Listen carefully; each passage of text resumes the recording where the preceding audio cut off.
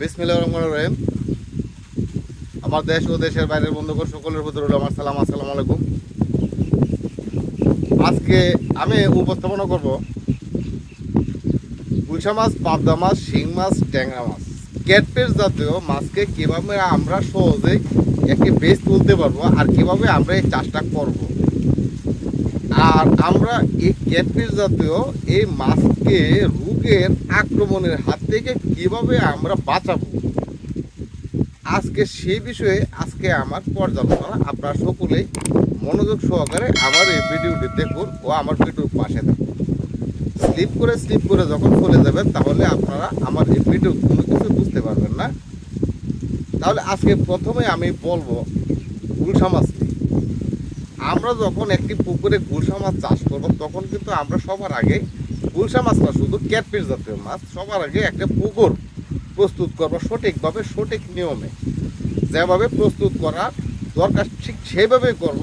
আমার কিন্তু এই ভিডিও পিছনে অনেক ভিডিও আছে আপনার পুকুর প্রস্তুত বিষয়ে, আপনারা এখান থেকে দেখে আসবেন, তাহলে আপনারা পুকুর প্রস্তুতির বিষয়ে আসবেন। আর এই ভিডিওর ভিতরে এখানেও আমার বলতে হবে না, আপনারা পিছনে ভিডিওতে দেখে আসলে পারবেন।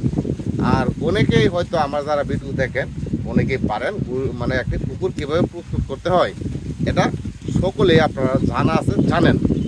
এই বিষয়ে আজকে লম্বা করব। এখন ক্যাটফিশ জাতীয় মাছকে পুকুর প্রস্তুত করার পর আমরা যখন মাছ ছাড়বো, ক্যাটফিশ জাতীয় মাছ, পাবদা বলেন, গুলশা বলেন, শিং মাছ বলেন, ট্যাংরা মাছ বলেন, হ্যাঁ, ওই সকল মাছের ক্ষেত্রে আমরা নিয়মিত গ্যাসের ডোজ করবো, এটা আমাদের সকলের জানা। আমরা নিয়মিত উপন্যাসক দেবো, এটা কিন্তু আমাদের সকলেরই জানা। নিয়মিত জীবাণুনাশক ব্যবহার করবো, এটা কিন্তু আমাদের সকলেরই জানা। হ্যাঁ, নিয়মিত প্রোবায়োটিক ব্যবহার করবো, এটাও কিন্তু আমাদের প্রত্যেকেরই জানা। কিন্তু আমরা তার মাঝেও কিন্তু অনেক সময় অনেক রকমভাবে ভুল করে থাকি। আরেকটি কথা বলি, আমি এই ভিডিও বেশি সময় প্রত্যেকটা ভিডিও কিন্তু আমি বলেছি, এমন ওয়েদার যখন খারাপ থাকবে, বৃষ্টি আসবে, অথবা বৃষ্টি আসলো, হ্যাঁ, 3 ঘন্টা আগে, 3 ঘন্টা পর, 4 ঘন্টা আগে, 4 ঘন্টা পরেও আপনারা খাবার দিবেন না, খাবার অফ করে দেন, টোটাল খাবার অফ করে দেন, নানা মাছের সমস্যা হয়ে যাবে। হ্যাঁ, ক্যাটফিশ জাতীয় মাছের সমস্যা হয়ে যাবে, কারণ এটা আইসলাবিহীন মাছ। এই মাছের কোনো আইসলা নাই, হ্যাঁ, কোনো আইসলা নাই এই মাছের, কিন্তু উপরে একটা বিজল থাকে শুধু। এই বিজলটাই হলো এনার্জি, বিজলটাই হলো একটা শক্তি। এই ক্যাটফিশ জাতীয় মাছের যদি ওই বিজল পিচ্ছিল পদার্থটা যদি চলে যায় তাহলে আপনার মাছ দুর্বল হয়ে যাবে। এটা মনে রাখবেন, আপনার মাছটার যেন পিচ্ছিল পদার্থটা চলে না যায়। এই পিচ্ছিল পদার্থটা হলো এটা একটা শক্তি। এই শক্তিটা যদি আমরা কমিয়ে দিই তাহলে কি হবে? এই মাছটা কি সঠিকভাবে চলাফেরা করতে পারবে? পারবে না। একটি সুস্থ মাছ কীভাবে বুঝবেন এই মাছটা আমার সুস্থ? এটা আপনারা বুঝবেন এইভাবে।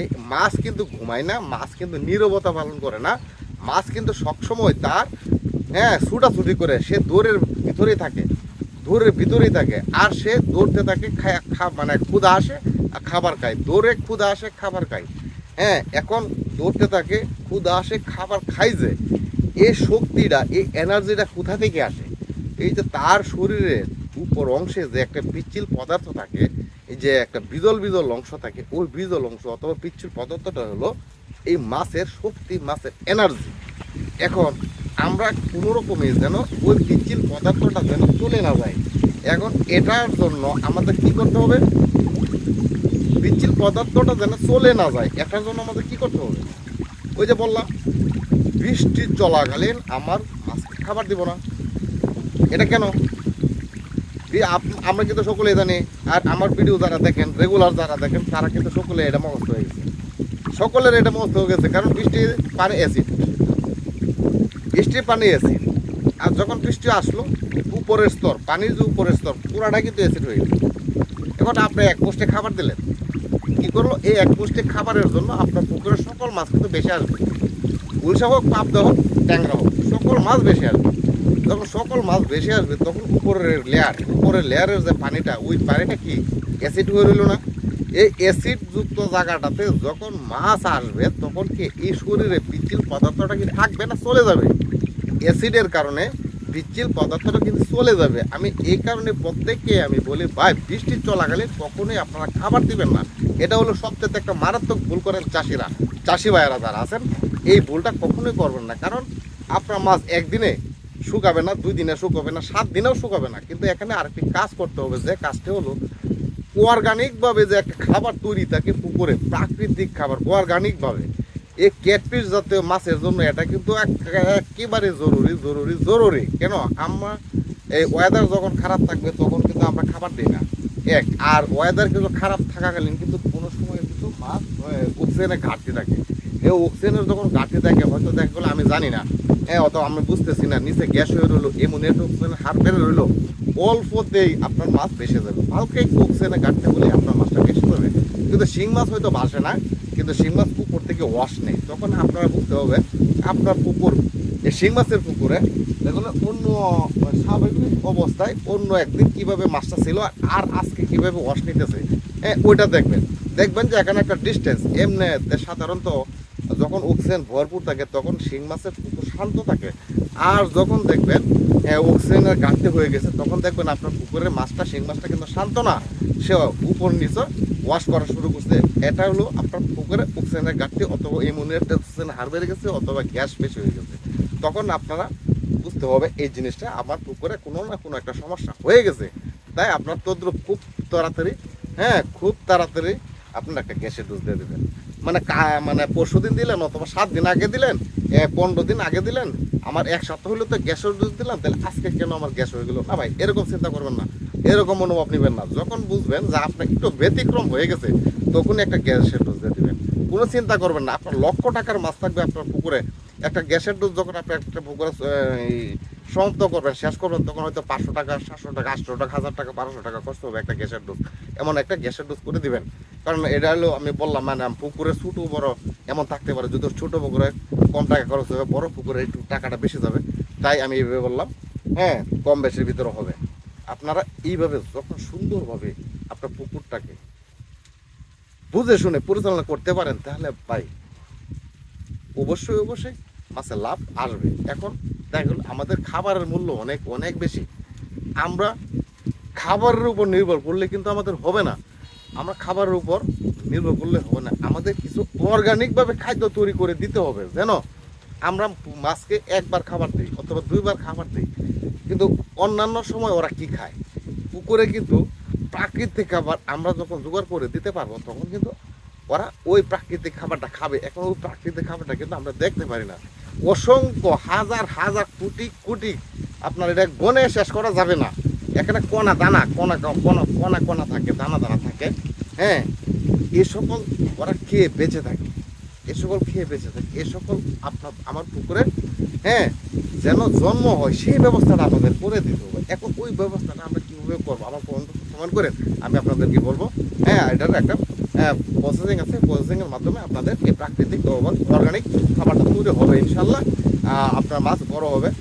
যখন আপনার খাদ্য দিবেন না, অনেক সময় দেখা গেলো যে পুকুরে আপনার 5 টন খাবার লাগবে, এই পুকুরে 1 টন খাবার লাগবে না। যে পুকুরে 4 টন খাবার লাগবে, এখানে 1 টন খাবার লাগবে না। কেন, অর্গানিকভাবে যে একটা খাবার তৈরি হইতেছে, ওই খাবারটা খেয়ে আপনার মাছ বেঁচেছে।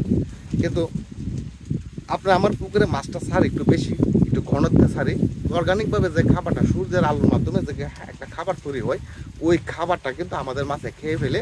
তাই অবশিষ্ট খাবার, অর্গানিকভাবে অবশিষ্ট খাবার কিন্তু থাকে না। তাই আমরা অর্গানিকভাবে খাবারটা যেন মজুত করে দিতে পারে, এটার আমাদের একটা ব্যবস্থা করতে হবে।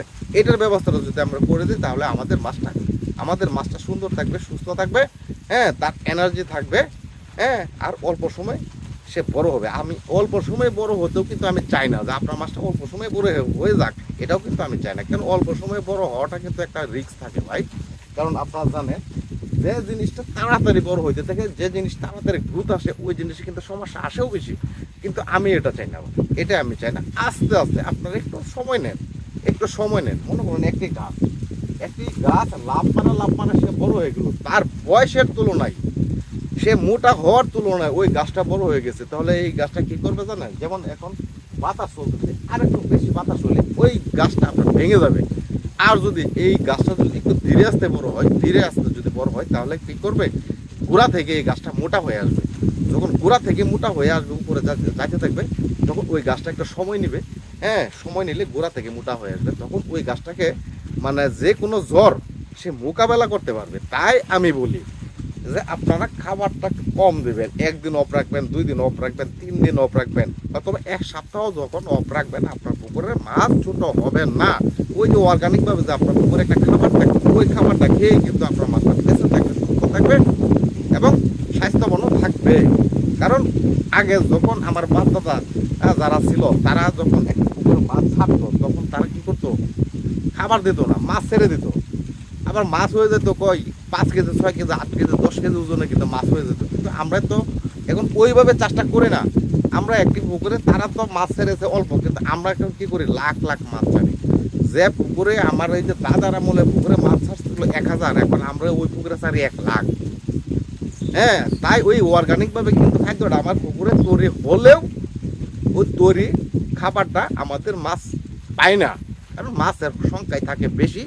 অর্গানিক খাবারটা খেয়ে ফেলে। তাই আমি বলতেছি সকলকে আমি রাখতে অর্গানিকভাবে খাবার তৈরি করে আপনার পুকুরকে সুন্দর রাখুন, মাছ ভালো রাখুন। আর আপনারা সঠিক সময়ে সঠিক পরিচর্যা ক্যাটফিশ জাতীয় মাছের জন্য করবেন। যদি মনে করেন কোনো একটি মাছের প্রবলেম হয়ে গেছে অথবা পুকুরে কোনো একটা সমস্যা হয়ে গেছে, আপনারা সাথে সাথে এটা ট্রিটমেন্ট করবেন। 1 দিন পরে না, 3 দিন পরে না, 7 দিন পরে না, এটা আপনার বুঝবেন, পর্যবেক্ষণ করবেন, তারপরে যদি করতে যান আপনার পুকুরে মাছ ভালো হবে না, একবারে চলে যাবে সাথে সাথে। কারণ ক্যাটফিশ জাতীয় মাছ কিন্তু আপনাকে সময় দিবে না। কিন্তু হ্যাঁ, আপনি যখন দেখবেন আপনার পুকুরে কোনো একটি সমস্যা হয়ে গেছে, এখানে কিছু মেডিসিন আছে, অন্তত একটা এমন কিছু মেডিসিন আছে, অন্তত 2 দিন 3 দিন আপনার রোগ পারবে না, স্টপ থাকবে। কিন্তু 3 দিনের ভিতরে আপনার এই পুকুরের ট্রিটমেন্ট নিতে হবে। এই 3 দিনের ভিতরে যদি আপনি ট্রিটমেন্ট না নেন তাহলে আপনার পুকুরে মাছ চলে যাবে। হ্যাঁ, রোগে আক্রমণ করে আপনার মাছ চলে যাবে। কিন্তু আমি এটা চাই না, আপনার সকলের মাছ ভালো থাকুক, সুস্থ থাকুক, এই কামনা করে। হ্যাঁ, আরেকটি বিষয়, খাদ্যের সাথে কিন্তু আপনারা এনজাইম খাওয়াবেন, এনজাইম, এটা ভুলবেন না। এখানে কোনো কিপটা নাম করবেন না, এখানে টাকা বাঁচানোর চিন্তা করবেন না। খাবারের সাথে এনজাইম মিশ্রণ করে খাওয়াবেন, পেট ফাঁপবে না। বিরাট একটা মারাত্মক একটা সমস্যা, পেট ফাঁপবে না, আপনার মন ভালো থাকবে। তাহলে ভাই আজকে আমি আমার এই ভিডিও আর দীর্ঘায়িত করবো না, লম্বা করবো না, এখান থেকে আমি বিদায় নেব। আর কোনো কিছু জানতে অবশ্যই আমার কমেন্ট বক্সে কমেন্ট করবেন। আমি তো অবশ্যই সকলের কমেন্টের উত্তর দিয়ে থাকি। আর কি বলবো আপনাদের, যদি আমার ভিডিও ভালো লাগে থাকে অবশ্যই একটা লাইক, সাবস্ক্রাইব, আপনাদের কাছে এটাই আমার চাওয়া এবং পাওয়া। তাহলে এখান থেকে বিদায় নিলাম। খুদা হাফেজ। আল্লাহ।